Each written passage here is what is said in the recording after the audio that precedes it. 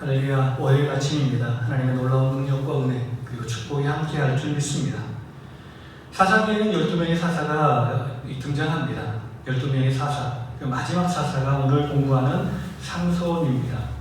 그런데 여러분, 우리가 기억해야 되는 것은 삼손과 사무엘이 같은 시대를 살았음을 우리는 기억해야 됩니다. 사람들이 생각하기를 사무엘이 삼손보다 조금 더 일찍 태어났을 것이다 라고 생각하기도 합니다. 그런데 삼손은 단지파에서 활동했고, 그리고 사무엘은 나중에 이제 삼손이 모든 사역을 마치고 그랬을 때 이스라엘 전 지역의 사사로서 활동했던 그러한 사람입니다. 오늘은 12번째 사사인 삼손에 대해서 생각해 보겠습니다. 사사기 13장의 말씀입니다. 삼손의 출생에 대한 이야기를 기록하고 있는데요. 이스라엘 자손이 다시 여호와 앞에 악을 행하여 블레셋 사람이 40년 동안 그 땅을 통치했습니다. 하나님께서 여호와의 사자가 삼손에 대한 출생 예고를 하십니다. 마노야의 아내가 임신하지 못하였는데 소랍 땅 단지파 마노아의 아내에게 여호와의 사자가 나타나서 아들을 낳으리라 라고 예고하셨습니다. 우리가 지도를 보면 바로 여기 소랍 땅이 바로 이곳입니다.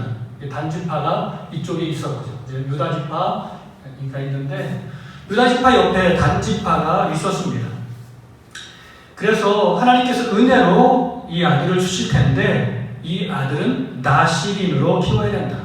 이 나시린은 우리가 잘 아는 것처럼 하나님을 거룩한 사람으로 선택된 사람으로 삭도를 금지하고 음주를 금지하고 부정한 것을 접촉하는 것을 금지한 사람입니다. 그렇게 세워져서 삼손을 통하여서 하나님이 블레셋에서 이스라엘을 구원할 것이다 라고 말씀하십니다. 마노아의 아내가 마노아에게 이야기를 합니다. 그리고 마노아가 기도를 합니다.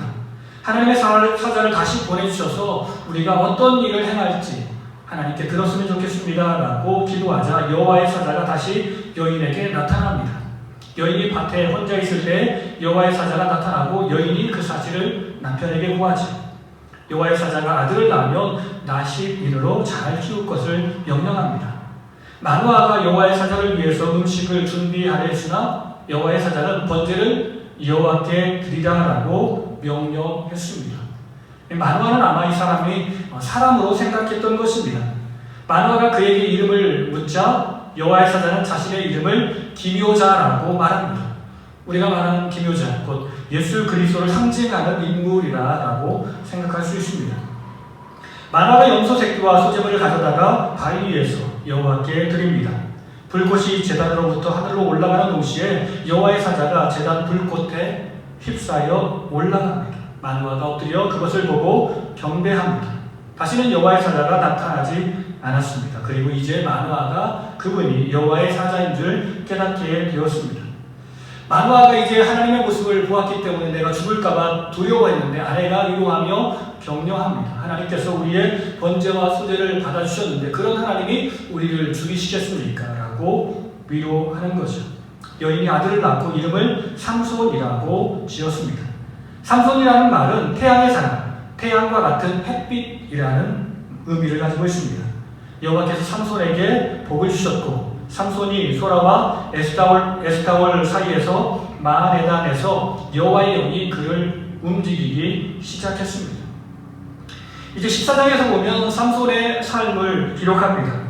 삼손의 삶을 보면 우리 믿음의 백성들의 삶과 비슷하다고 생각합니다. 하나님의 백성으로서 다르게 살고 조금 하나님의 영광을 위해서 살면 좋을 텐데 우리가 하나님 앞에서 경솔하게 행동할 때 있고 사람들 앞에서 경솔하게 행동할 때가 있습니다. 삼손의 모습은 바로 그런 모습 같습니다. 삼손이 결혼에 대해서 부모님에게 이야기하며 허락을 요구합니다. 삼손이 딥나에서 블레셋 사람의 딸을 보고 결혼하려고 부모에게 이야기합니다. 부모님은 이방인이기 때문에 당연히 안 된다라고 합니다. 그런데 삼손은 이를 통해서 블레셋을 치료했다. 그리고 부모님은 그것을 알지 못했다라고 이야기합니다. 삼손이 블레셋으로 내려가는 그 길에서 사자를 만나는데 삼손이 딥나 포도에서 사자를 염소 새끼를 찢는 것처럼 찢어 버렸습니다. 사자의 죽음 안에 벌떼와 꿀을 발견합니다. 삼손이 그 꿀을 먹고 그의 부모에게 꿀을 전해줍니다. 여기 삼손을 보면은 부정한 것들은 접촉하지 말고 이렇게 해야 되는데 주걱을 만졌다라고 말하는 것은 하나님의 말씀을 너무 경솔하게 판단하고 행동하는 것처럼 보입니다.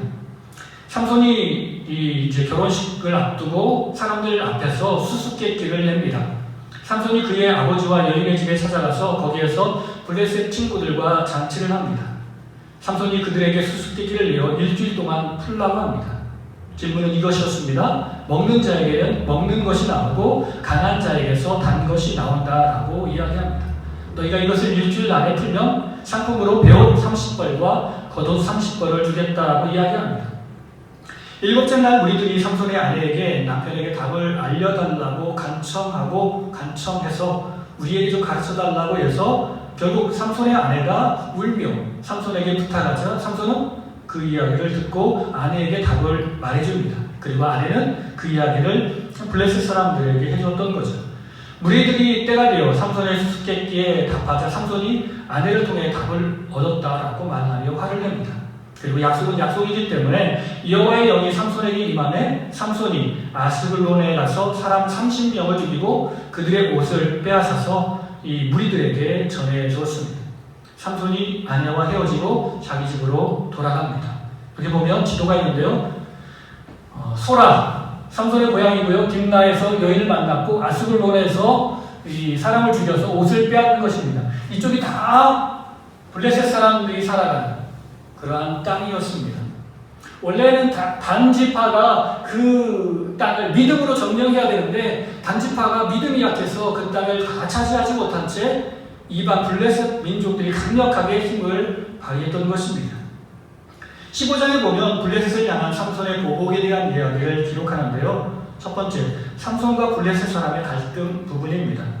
삼손이 밀 거둘 때 염소 새끼를 가지고 자신의 아내를 만나려고 합니다. 그런데 자신이 딸을 다른 사람에게 시집 보냈다라고 말하며 대신에 동생을 너의 아내로 주겠다라고 이야기합니다. 삼손이 화가 나서 블레셋 사람에게 보복하겠다라고 이야기하고 여우 300마리를 잡아가지고 꼬리와 꼬리를 묶고 그 꼬리 사이에 횃불을 달아서 돌아다니게 한 거죠. 그래서 그 불이 블레셋 곡식밭과 포도원, 감람나무들을 모두 불살라 버렸습니다. 삼손이 블레셋 사람의 정강이와 넓적다리를 크게 쳐서 죽이고 에담 바위 틈에 숨었다라고 이야기합니다. 오늘 말씀을 통해서 우리가 깨닫는 것이 무엇입니까? 하나님은 어려운 이 세상을 향해서 우리를 사명자로 보내어 주신다는 겁니다.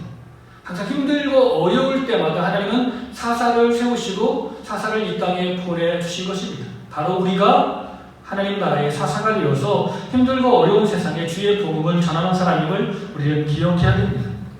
두 번째, 하나님의 백성은 모두 나시인으로 부름을 받았다는 겁니다. 그래서 정결한 삶, 구별된 삶을 살아야 합니다. 세상 사람들처럼 살아가서는 안 되겠습니다. 그리고 세 번째는 하나님의 사람은 자신의 사명을 신중하게 처리해야 합니다.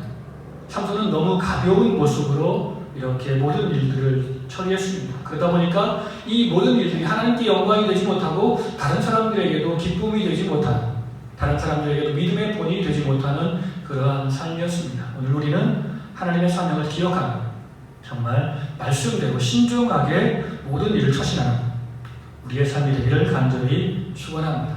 다 같이 기도하시겠습니다.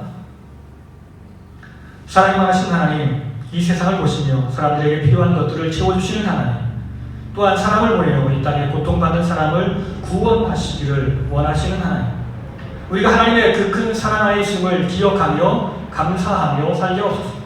주님이 나를 이 땅에 주의 사역자로 보내주셨사오니 우리가 세상 가운데 주의 거룩함과 사랑과 희망을 선포하며 살게 하옵소서. 모든 일을 가볍게 처리하여 다른 사람들의 마음에 상처를 주지 않게 하시고 항상 말씀 안에서 신중하게 생각하고 행동하여 주의 영광을 선포하며 살아가도록 오늘 하루를 붙잡아 주시옵소서. 오늘도 주님의 거룩한 도구로 서길 원합니다. 나를 통해서 모든 사람이 행복해지게 하시고 하나님의 영광이 선포되게 하옵소서. 살아계신 예수님의 이름으로 감사하며 기도드립니다. 아멘.